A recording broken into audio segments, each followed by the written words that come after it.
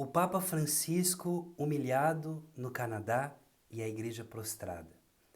Talvez você viu essa cena desses dias em que o Papa Francisco foi até o Canadá depois de mais de 20 anos que um sumo pontífice não visita aquelas terras e aconteceram algumas manifestações, de um modo especial, nessa última quinta-feira, um grupo de indígenas, de nativos da terra, entraram dentro da igreja no momento da celebração da Santa Missa e colocaram um cartaz escrito "Cessem a doutrinação".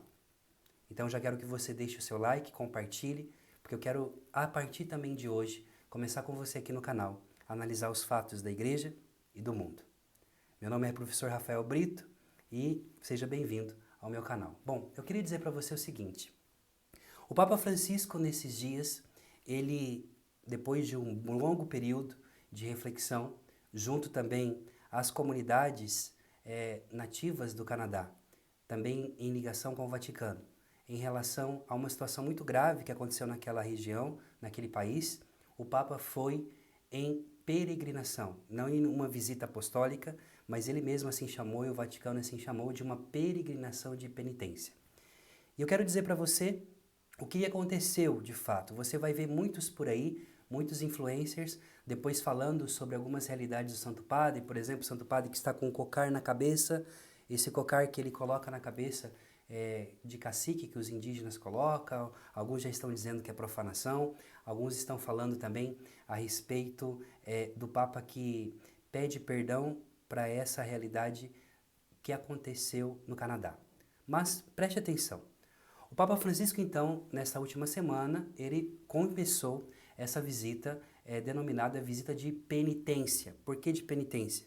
Porque o Papa Francisco está indo para poder enfrentar um grave escândalo da Igreja do Canadá nos últimos 100 anos. Ora, o que foi que aconteceu na Igreja do Canadá? Bom, aquilo que nós chamamos no campo acadêmico de colonialismo ou neocolonialismo nada mais é do que uma realidade de outra cultura que entra e tenta suplantá-la, né? O anúncio do Evangelho, ele nunca foi algo para você poder anular a cultura, e eu digo cultura enquanto as pessoas vivenciam a sua própria realidade, não somente de fé, mas sobretudo a sua realidade de costumes. Bom, o Evangelho que nosso Senhor Jesus Cristo anuncia e pede para que nós possamos anunciar é sobretudo com o testemunho. Já nos dizia Papa Bento XVI que a evangelização, que a igreja, ela não é proselitista, mas ela atrai, porque ela carrega dentro dela a presença do Senhor. Bom, o que foi que aconteceu nesses 100 anos na Igreja do Canadá? Bom, em abril desse ano, o Papa recebeu no Vaticano alguns líderes desses povos nativos. O que aconteceu foi que durante esses 100 anos, juntamente, né, sobretudo, não foi só a Igreja Católica, mas muitas igrejas cristãs, de um modo especial a Igreja Católica, em parceria com o governo antigo canadense, durante 100 anos, eles fizeram o seguinte: eles sequestravam as crianças, crianças foram sequestradas de suas famílias, e nós estamos falando aqui de instituições católicas como escolas, congregações religiosas, que sequestravam essas crianças, suplantavam as crianças de seus pais, e se falam já em mais de 150 mil crianças que foram tiradas do seio familiar para poder ir para instituições católicas e ali serem doutrinadas forçadamente, sem nenhuma experiência com Deus, né? E depois muitas delas não foram vistas mais. Claro, 150 mil em 100 anos. Gente, se nós estamos dizendo aqui, né, são mais, praticamente aqui, 1.500 a 2.000 crianças por ano que eram levadas para essas instituições, sobretudo para esses conventos, para essas escolas católicas, com o objetivo de forçadamente doutrinar essas crianças. Centenas de túmulos este ano foram encontrados. Mais de 4.000 crianças foram mortas por abusos. Olha que forte, é muito pesado. Ao longo desses anos, 4.000 crianças foram mortas por abusos, seja abusos também psicológicos, físicos. Tem relatos de crianças que eram colocadas de castigo para não comer, então muitas morreram de fome, de sede. Então, verdadeiramente torturas dentro de ambiente chamado católicos, né? Chamado cristãos. E o que aconteceu nesse período, né? Que essas crianças, elas não eram devolvidas, muitas não voltavam para os seus lares. E foi-se encontrado também fossas comuns de bebês, de crianças, eu digo crianças da idade do Lucas, meu filho de 3 anos, e do Dani de 7, que morreram longe de seus pais, né? Então, eu quero colocar aqui depois as fotos para que vocês vejam mais ou menos como eram essas instituições aqui. Agora, preste atenção. Você tem aqui também a realidade que essas escolas, elas terminaram em 1975. Foi a última escola nesse sentido de doutrinação que fechou. Então nós temos sobreviventes, pessoas que sobreviveram a essa infâmia em nome da Igreja Católica, em nome de Nosso Senhor, em nome do Evangelho. Que em nome da Igreja Católica, em nome do Evangelho, não tem nada, porque a Igreja não ensina tal coisa. Mas, infelizmente, nós temos que entender que a igreja é feita de pecadores. A igreja é feita também, a igreja é santa, mas também ela é pecadora, chamada assim. E, portanto, alguns membros da igreja mancham o vestido, o manto imaculado da noiva. E, portanto, então, precisa-se de fazer alguma reparação. Bom, foi tentado ao longo dos séculos, ao longo dos anos, desculpa, nesses últimos 10 decênios, de poder dar uma indenização para quem sobreviveu a esses dramas.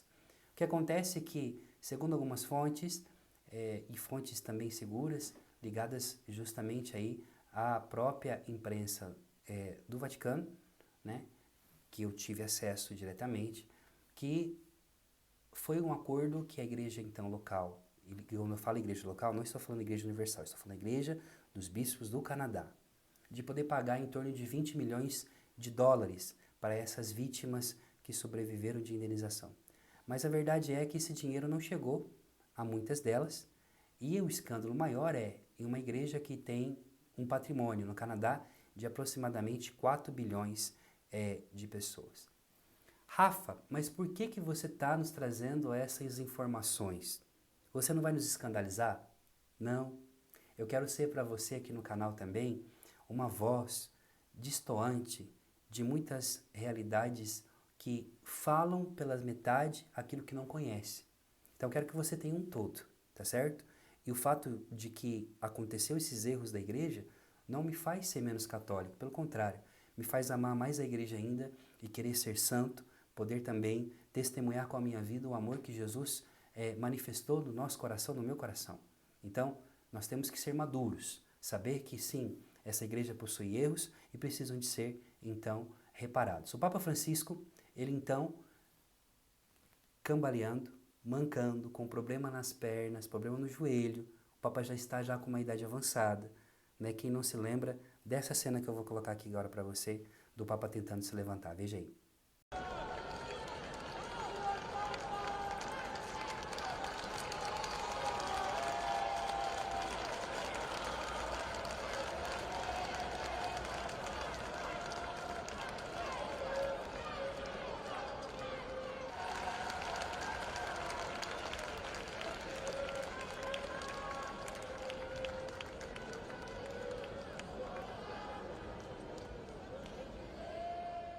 Quando eu vi essa cena do Papa tentando se levantar, eu fiquei chocado, no sentido bom da palavra, de ver como o esforço de um senhor de mais de 85 anos, de poder levar o peso e o fardo da igreja, além de toda a crítica que recebe, em vez de muitos católicos, de poder rezar pelo sumo pontífice, o sucessor de Pedro, ainda tem muita gente que fala mal dele. Bom, o que ele faz?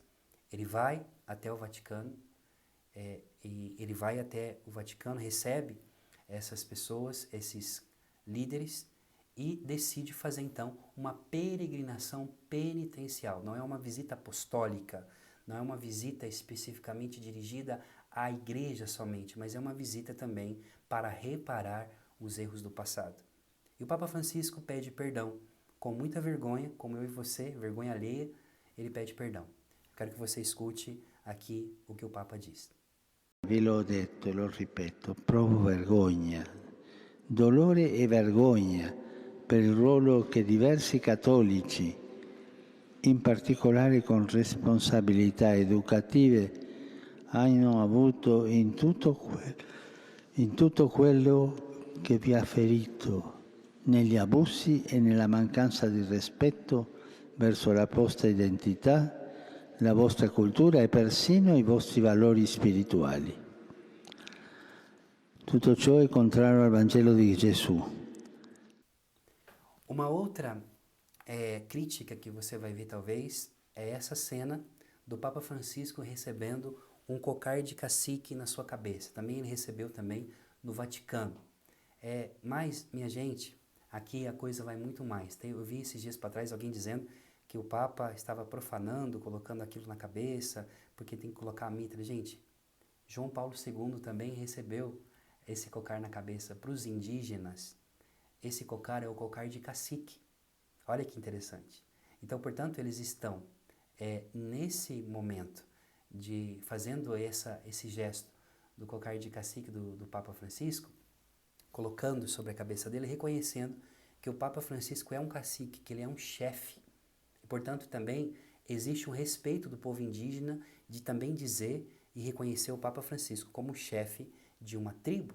E muitos entre os indígenas são católicos, e, portanto, na verdade, quase todos, a maioria deles, são católicos, claramente muitos decepcionados com a igreja, mas que também reconhecem no Papa Francisco esse gesto. Então, aqui é uma homenagem que essas vítimas, que a família dessas vítimas estão fazendo ao Papa que vai pedir perdão.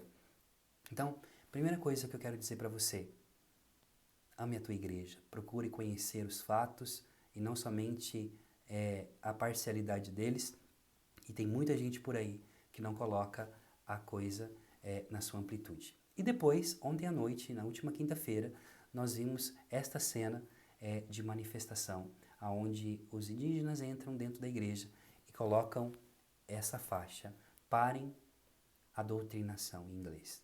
Veja aí esse vídeo.